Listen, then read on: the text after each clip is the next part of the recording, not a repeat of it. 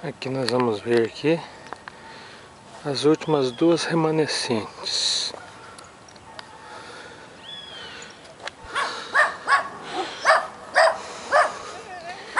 As mais novas moradoras. Essas começaram há poucos dias. Como vocês podem ver, não tem melgueira na caixa ainda, né? É um enxame bem pequeno, mas mesmo assim está com atividade intensa. E ali o outro. A natureza está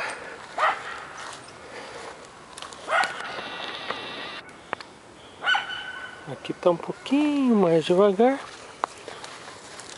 mas está um trabalhandinho também.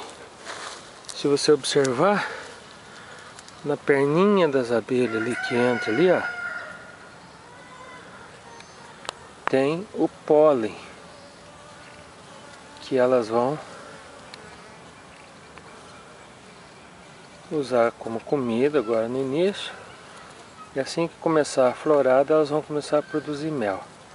Elas entram com as perninhas cheias de pólen ali, ó, certo? É bem amarelinho nas perninhas delas, tá? Aí um minuto.